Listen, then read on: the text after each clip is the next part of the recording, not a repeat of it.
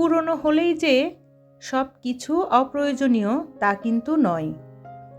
পুরনো অনেক জিনিস মাত্র একটা টিপস ফলো করেই আপনি নতুনের মতো ঝকঝকে করে নিতে পারবেন। আসসালামু আলাইকুম এভরিওয়ান, হেনার সংসার ইউটিউব চ্যানেল থেকে আমি হেনা নতুন একটা ভিডিওতে সবাইকে ওয়েলকাম করছি। কাছে কিংবা দূরে যে যেখান থেকে বসে এই মুহূর্তে আমার ভিডিওটা ক্লিক করেছেন, আমি আশা করব আপনারা সবাই ভালো আছেন, সুস্থ আছেন। মানুষের কিন্তু অনেক ধরনের পছন্দ থাকে, এক একজনের পছন্দ এক এক রকম।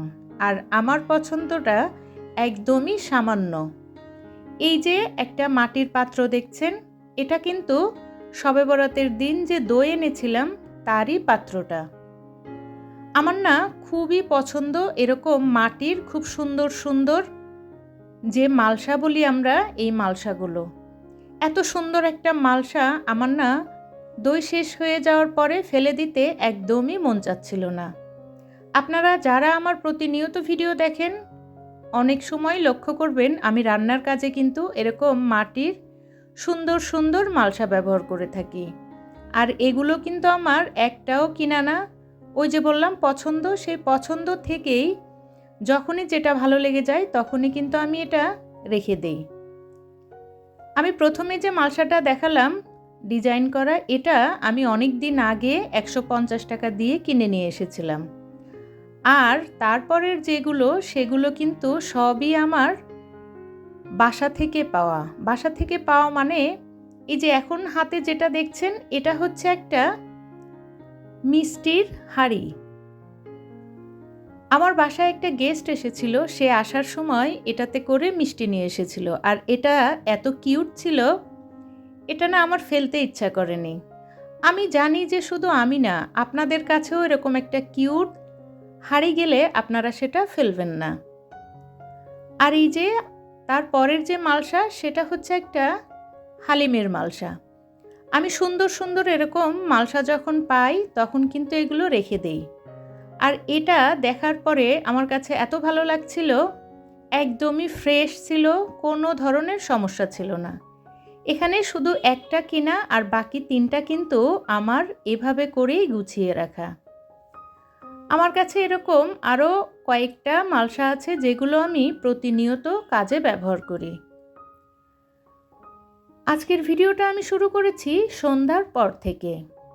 সন্ধ্যায় মাথার ভিতরে ঘুরঘুর করছিল সকালে কি দিয়ে নাস্তা করব, যেটা সবার মাথায় থাকে। আর আমি তখনই ফ্রিজ থেকে কিছু চর্বি বের করে ভিজিয়ে দিয়েছিলাম। আর তার সঙ্গে হচ্ছে ছোলার ডাল দিয়ে রান্না করব। এই ডাল দিয়ে রুটি খেতে খুবই কিন্তু মজা লাগে। আর এই তো আমি ডাল দিয়ে খুব সুন্দর করে রান্না করে নিচ্ছি। এটার ফাইনাল লুকটা দেখতে হলে কিন্তু ভিডিওর শেষ পর্যন্ত অপেক্ষা করতে হবে। এখন আসুন, আমি যে শুরুতে কথাটা বললাম যে পূরণ হলেই সব কিছু যে প্রয়োজন নাই, সেটা কিন্তু সত্য নয়। এই যে কড়াইটা দেখছেন, এই কড়াইটা বয়স 3 বছর। আমি কিন্তু প্রায় এই কড়াইয়ে রান্না করি। আর এই রান্নাঘরের যে সিলভারের হাঁড়ি কড়াই যেগুলো থাকে সেগুলো একদমই চকচকে করে নেওয়ার সহজ একটা পদ্ধতি আজকে আমি আপনাদের সঙ্গে শেয়ার করছি। আর সেটা হলো, আপনারা যখন এই কড়াই পরিষ্কার করবেন রান্না করার পরে, তখন একটু হুইল সাবান দিয়ে এভাবে আমার মতো করে পরিষ্কার করে নেবেন। দেখবেন এটা দিয়ে আপনি আপনার চেহারা দেখতে পারবেন। অনেকের ভিডিও দেখি বা অনেক বাসায়ও দেখেছি যে এরকম সিলভারের যে হাঁড়ি কড়াইগুলো থাকে সেগুলোর দিকে একদমই তাকানো যায় না। আমাকে অনেকেই প্রশ্ন করে যে আমি কি দিয়ে আমার রান্নাঘরের এই ডেকচি পাতিলগুলো পরিষ্কার করি। তাই সবার উদ্দেশ্যেই আজকে বলে দিলাম, আমি সিলভারের জিনিস যখন পরিষ্কার করি বা মেজে ঘষে নেই তখন আমি টিক্স বা অন্য কোনো কিছু ব্যবহার করি না, হুইল সাবানটা ব্যবহার করি। আর ফাইনাল রেজাল্টটা দেখেন কত সুন্দর, একদমই পরিষ্কার হয়ে গিয়েছে। কেউ দেখলে বলবে যে এটার বয়স 3 বছর। আমার এই রান্নাঘরে অনেক ডেকচি পাতিল আছে যেগুলোর বয়স 5 বছর, 10 বছর, 7 বছর, কিন্তু সেগুলো দেখতে একদমই ঝকঝকে ফকফকে। আমরা একটু বুদ্ধি করে যদি এই কাজটা করে নিই তাহলে আমাদের কিচেনের সব ডেকচি পাতিল একদমই কিন্তু চকচকে থাকবে। এটা মাজতে যে অনেক পরিশ্রম হয় বা শক্তি লাগে তা কিন্তু না। আপনি শুধু হুইল সাবানটা মাজনিতে ঘষে তারপরে আলতো করে ডলা দিবেন, দেখবেন সব কিছু কত সুন্দর পরিষ্কার হয়ে যায়। আপনারা কিন্তু পরীক্ষা করে আমাকে কমেন্টসে জানাবেন যে আমার কথাটা কি সত্য, আপনারা কেমন রেজাল্ট পেয়েছেন। আসলে আমি চেষ্টা করি, আমি যেমন অন্যদের কাছ থেকে অনেক কিছু শিখি, আমিও যেভাবে কাজ করি চাইলে আমার কাছ থেকেও আপনারা একটু একটু জানতে পারেন, কারণ জানার কোনো বয়স নেই। আর আমি যে অনেক কিছু জানি তা কিন্তু না। একে একে দেখেন আমার সব হাঁড়িগুলো আমি সুন্দর করে মেজে নিয়েছি, আর এগুলো একদমই পরিষ্কার হয়ে গিয়েছে, কোনো প্রকার দাগ কোনো কিছুই নেই। ভিডিওর এই প্রান্তে এসে সবার কাছ থেকে একটা লাইক চেয়ে নিচ্ছি। যারা শুরুতে লাইক দেননি এখনই মনে করে একটা লাইক দিয়ে দেন, কারণ আপনার একটা লাইক আমার কাছে অনেক মূল্যবান, যেটা কিনা শেয়ারের কাজ করে। আমি সব হাঁড়ি কড়াইগুলো ধুয়ে এভাবে একটা কাপড়ের উপরে পানি ঝরানোর জন্য রেখে দিয়েছি। এখন এগুলো শুকিয়ে যাবে, পরে আমি নির্দিষ্ট জায়গায় রেখে দেব। ভিডিও দেখতে দেখতে যারা এই পর্যন্ত আমার সঙ্গে চলে এসেছেন তাদেরকে বলবো, আমার ভিডিওতে বলা কোনো কথা কোনো কাজ যদি আপনার ভালো লেগে যায়, আপনি চাইলেই আমার চ্যানেলটা সাবস্ক্রাইব করে আমার সঙ্গে থেকে যেতে পারেন। পাশে থাকা বেল বাটনটি প্রেস করে রাখতে পারেন, যাতে আমি নতুন কোনো ভিডিও ছাড়লে আপনার কাছে নোটিফিকেশন চলে যায়, আপনি আপনার সময় সুযোগ করে আমার ভিডিওটা দেখে নিতে পারেন। ইতিমধ্যে এই কাজগুলো যারা করে ফেলেছেন তাদেরকে জানাই অসংখ্য অসংখ্য ধন্যবাদ। আপনি আপনার পরিচিত বন্ধু বা ফ্যামিলিদের সঙ্গে আমার ভিডিওটা শেয়ার করতে পারেন।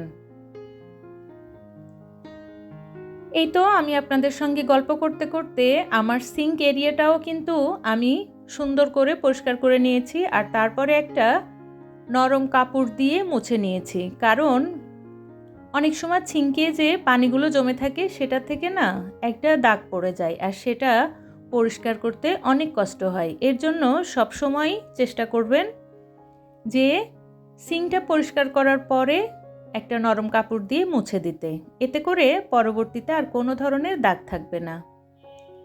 আমি আমার রান্নাঘরের সব কাজ আজকে গুছিয়ে নিয়েছি অফ ক্যামেরায়, আর এখন একটু করে আপনাদের সঙ্গে শেয়ার করে দিচ্ছি। আসলে আমার রান্নাঘরটা একদমই গোছানো না, এলোমেলো। এখানে পুরোটাই ক্যাবিনেট করা আছে, কিন্তু আমার গোছানোর প্রচুর অভাব আছে। যখন যেটা মনে চায় সেখানেই রেখেছি।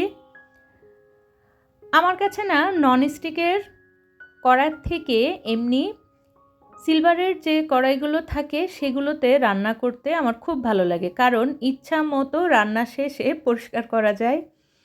আর ননস্টিকেরটাই রান্না করলে অনেকটা ছোট বাচ্চাদের মতো তারপরে পরিষ্কার করতে হয়, তারপর রাখতে হয়। তারপরেও কিন্তু অনেক এরকম সুন্দর সুন্দর কড়াই আমার কাছে আছে, যেগুলো আমি ব্যবহার করি না তা কিন্তু না, আমার শখ বলেও তো একটা কথা আছে, তাই না? এই তো দেখেন কত কড়াই, অনেক সাইজেরই আছে। আমার কাছে যে জিনিসটা ভালো লাগে আমি একই ধরনের 2-3টা ব্যবহার করি। দেখেন আমি আপনাদের সঙ্গে যে কড়াইটা পরিষ্কার করে দেখিয়েছি তার সেমই আরেকটা কড়াই কিন্তু আমি কিনে রেখেছি। আর এখানে অনেকগুলো ফ্রাই প্যান আছে, কড়াই আছে, আরও কিন্তু নিচে ক্যাবিনেটের ভিতরে অনেকগুলো আছে। এখন আসুন মজার একটা জিনিস আপনাদের সঙ্গে শেয়ার করি। এটা কি বলুন তো? এটা হচ্ছে একটা নারকেলের যে আচা আছে না, সেটা। এটা দিয়ে ভর্তা করতে অনেক সুবিধা। আমি একটা সময় এটা দিয়ে ভর্তা তৈরি করে আপনাদেরকে দেখাবো। কালকে মটরশুঁটি ফ্রোজেনের যে ভিডিওটা আমি আপলোড করেছিলাম, সেখানে আমার মিষ্টি মিষ্টি আপুরা অনেক সুন্দর সুন্দর কমেন্টস করেছে। এক আপু আমার কাছে জানতে চেয়েছে আসলে কি চিনি ব্যবহার করলে কালারটা ঠিক থাকে কিনা। জি আপু, চিনি ব্যবহার করলে মটরশুঁটির কালারটা একদমই ঠিক থাকে। যাই হোক, এখন চলে এসেছি সকালের একটা ক্লিপ নিয়ে। আমি যে রাতেই সকালে খাওয়ার জন্য রান্না করে রেখেছিলাম, আর এই তো দেখেন সকালে ঘুম থেকে উঠে খুবই রিল্যাক্সে অফ ক্যামেরাতে রুটিগুলো বেলে নিয়েছি আর এখন ভেজে নিচ্ছি। আরেকটা বিষয়, সেটা হচ্ছে ফুল যতদিন আমার গাছে আছে আমার কিন্তু প্রতিটা ভিডিওতে আপনাদের সঙ্গে সেই ফুলগুলো দেখানো হবে, কারণ ফুল দেখলে কিন্তু মন ভালো হয়ে যায়। আমি চাই ফুলগুলো দেখে আপনাদেরও মন ভালো থাকুক। আর এই তো রুটিগুলো সুন্দর করে ভেজে নিয়েছি, আর এখন এই যে আমার চনার ডাল আর হচ্ছে গরুর চর্বির ফাইনাল লুক। সত্যি বলতে খুব মজা হয়েছিল, আর মজার খাবার খেতে খেতে আজকে আপনাদের কাছ থেকে বিদায় নিচ্ছি। আল্লাহ হাফেজ।